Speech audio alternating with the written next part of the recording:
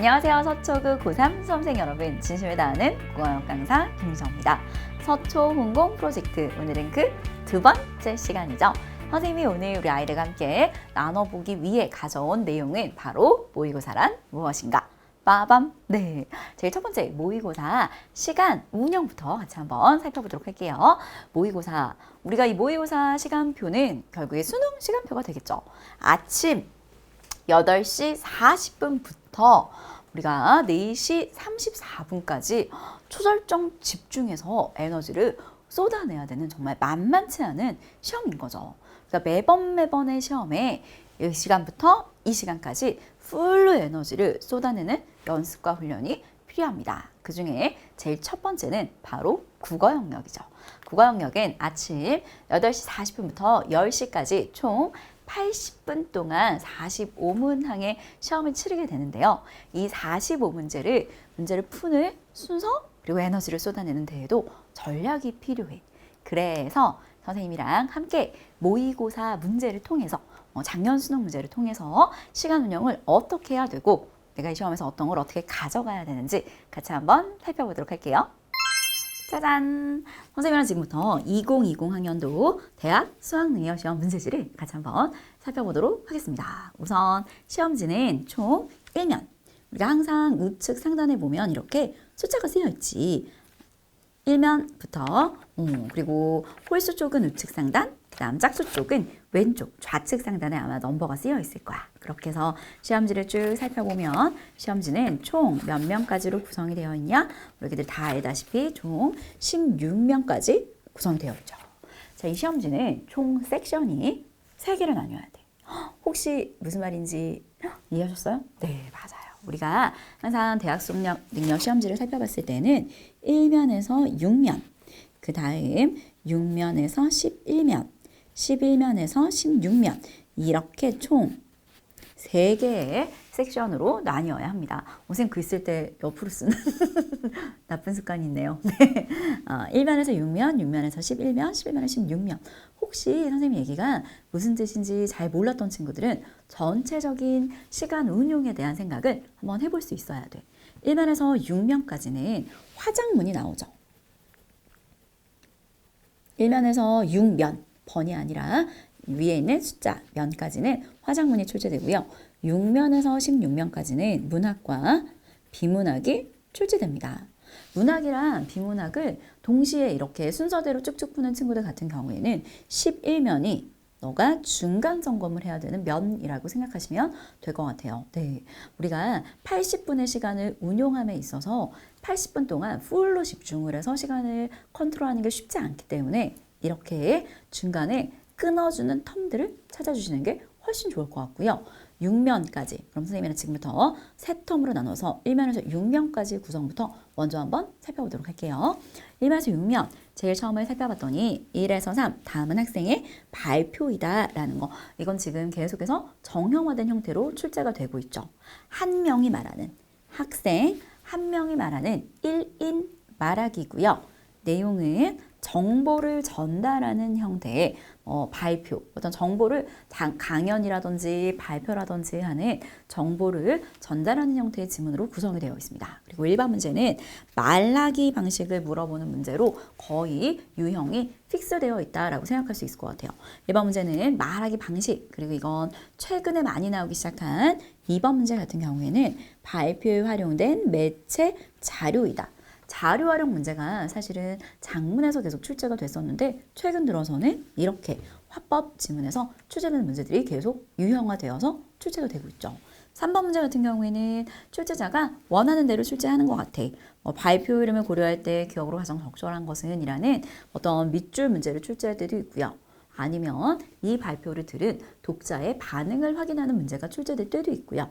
아니면 내용을 확인하는 문제, 아니면 심오학습과 관련된 문제, 이 3번 문제 같은 경우에는 유형이 딱 정해져 있지 않고 다양한 유형이 어떤 지문과 연동되는 다양한 형태의 문제들이 출제가 되고 있습니다. 자, 그리고 뒷장을 넘겨봤더니 우리 학생들이 화작 지문에서 가장 싫어하는 4번에서 7번 세트죠. 4번에서 7번 세트도 같이 한번 살펴볼까요? 가는 토론의 일부이고 나는 토론 후 과제에 따라 쓴 초고이다 라는 거. 4번에서 7번 세트는 화법과 작문이 융합돼서 출제되는 패턴이라고 할 수 있을 것 같고요. 이 토론이 약간 조금 전에 본 지문과 다르다라는 거 느껴지시나요? 조금 전에 본 지문 같은 경우에는 한 명 1인 말하기였다면 4번에서 7번 세트는 토론으로 최소한 이렇게 3명 이상이 나오는 형태로 지문이 구성이 되어 있기 때문에 항상 우리가 읽을 때 주체를 잘 생각하면서 읽어주는 게 필요한 거지. 왜냐면 이 글이 엉키는 이유가 너무 많은 발화자가 있다 보니까 이 발화의 맥락을 제대로 이해하지 못하면 이 얘기를 누가 했지? 라는 생각이 들면서 문제를 풀 때 벙 뜨는 경우들이 있단 말이야. 그린 이것도 정보량이 많고 나오는 사람도 많은데 나까지 글이 이어지니까 굉장히 정보들이 헤비하죠. 하지만 4번에서 7번 세트를 풀 때에는 4, 5, 6, 7로 끊어주는 게 좋아. 무슨 말인지 한번 가볼까요? 4번 가의 입론을 쟁점별로 정리한 내용으로 지금 살펴보시면 가를 읽고 나서 4번 문제를 풀 수 있고요. 또 뒷장을 넘겨보면 A, B에 대한 설명으로 가장 적절한 것은 이라고 출제가 되어 있는데요. 여기 살펴보시면 A와 B 전부 다 몇 번과 걸리는 지문이냐면 가와 걸리는 형태로 문제가 출제되어 있죠. 그리고 나서 6번 문제를 살펴봤더니 다음은 가의 청중으로 참여한 학생이 나를 쓰기 위해 작성한 과제학습장의 일부이다. 그러니까 우리가 4번에서 7번 세트를 풀 때는 가를 읽고 4, 5번을 푼 다음에 나를 읽고 나서 6, 7번을 풀어주는 형태로 문제를 구성하는 게 훨씬 더 도움이 되겠죠.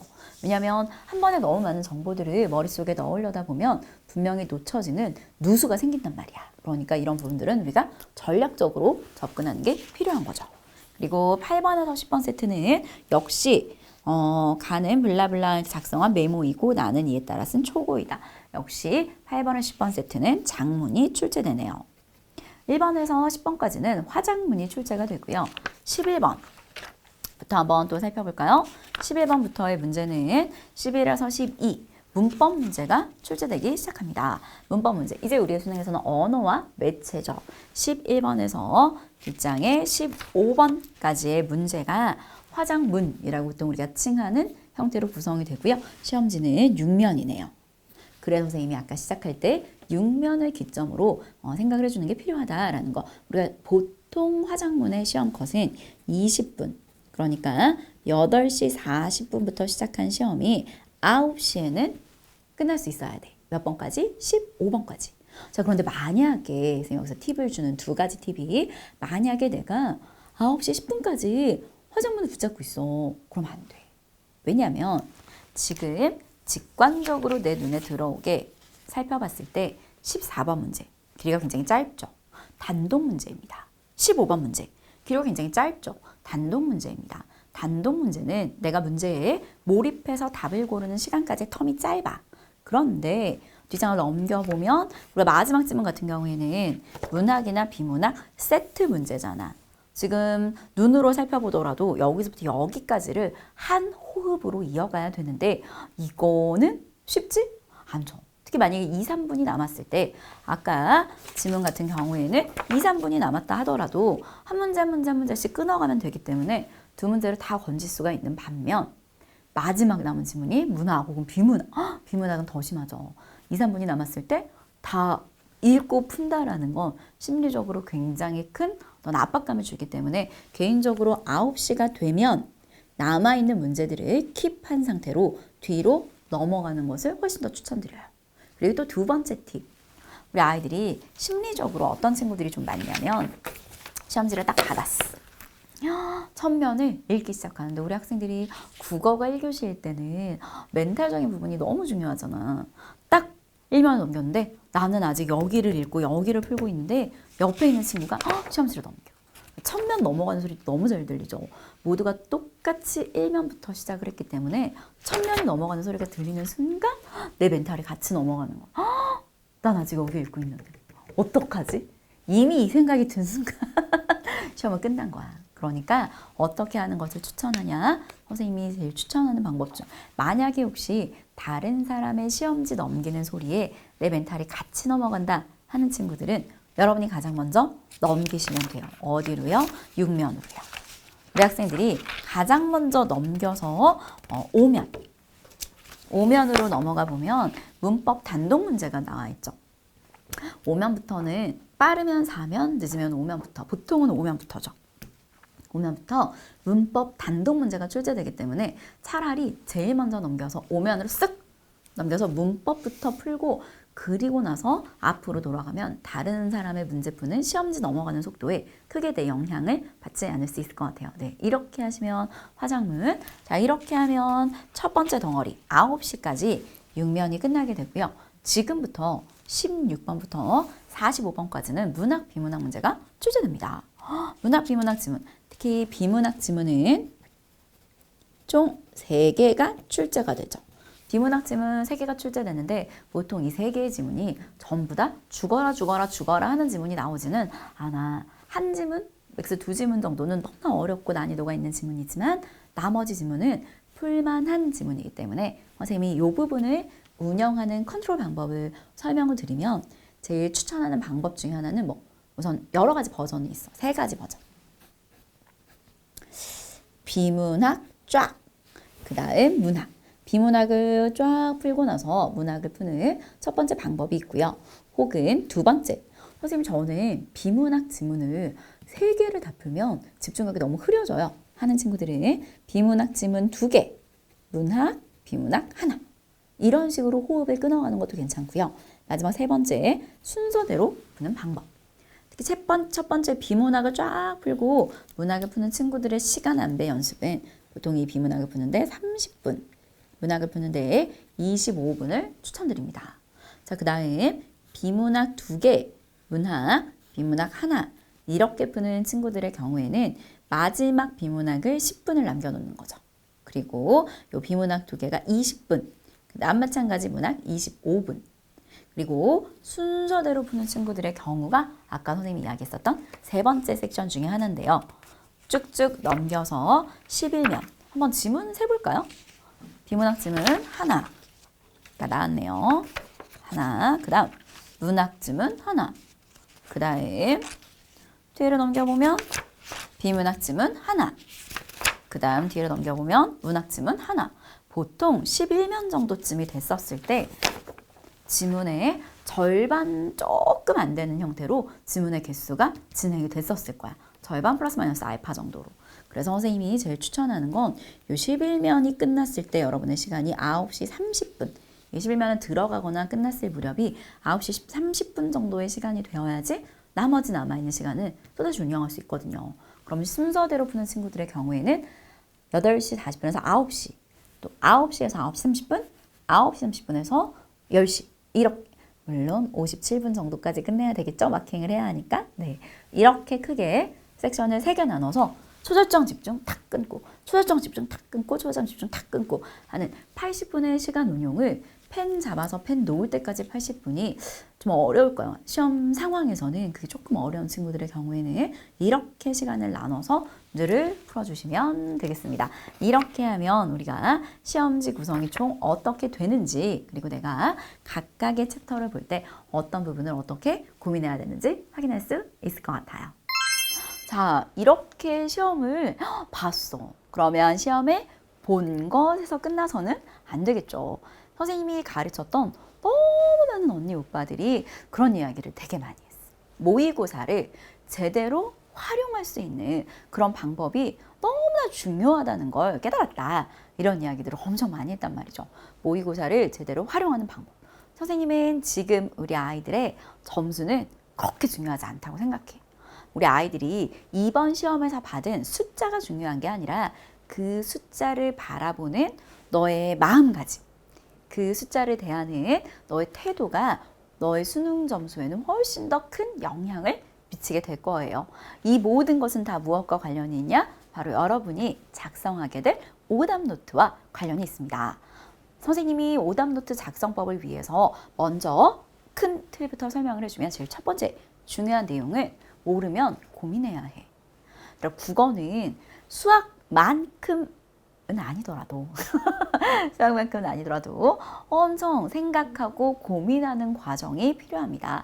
그리고 눈으로 틱틱틱 틱이 아니라 손으로 푸는 과정이 필요한데요. 이 손으로 오답 정리하는 게 무슨 이야기인지는 잠시 후에 같이 살펴보도록 할게요. 반드시 오답 정리를 해야 합니다. 왜? 국어는 단순한 암기가 아닌 논리 구조를 파악하는 시험이거든요. 다른 말로 바꾸면 수학에서 어떤 공식을 배웠어요. 그 공식을 배우고 다른 문제에 적용하듯이 국어 역시 읽기 공식, 어떤 논리적인 구조를 독해하는 공식이 있기 때문에 그걸 배우고 글자가 다른 지문에 적용하는 연습이라고 생각하시면 되겠습니다. 자, 그럼 이런 연습과 훈련을 하기 위해 필요한 것들이 바로 오답 정리인데요. 자, 그렇다면 이 오답 정리를 어떻게 해야 하느냐? 반드시 오답 정리를 할 때의 방법. 우선 제일 첫 번째, 오답 정리를 안 한다면 물론 당연히 우리 친구들이 그런 일이 없겠지만 오답 정리를 안 한다면 극단의 경우를 생각해 볼까요? 우리가 시험장에서 5개 다 헷갈리지 않아. 보통 2개 중에 하나 헷갈리는데요.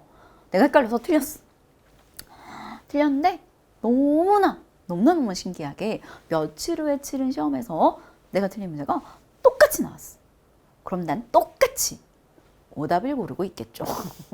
이거 본 문제, 예스! 이러면서 네, 또 오답을 고르고 있겠죠. 그럼 내가 그 문제를 풀었던 건 나에게 공부가 되지 못한 거예요. 왜? 내 실력을 키워주지 못했으니까. 내가 오답 정리를 해야 되는 이유는 분명히 내가 그 문제를 풀어서 틀렸을 때는 어떤 부분이 미흡했기 때문에 틀린 거겠죠. 그 부분을 보완해야 나의 실력이 느는 거예요. 그래서 이 오답 정리할 때 우리 아이들이 가져야 되는 마인드. 내가 틀린 문제는 다시는 출제되지 않지만 나는 그 문제를 틀린 이유와 같은 이유로 다른 문제를 틀린다.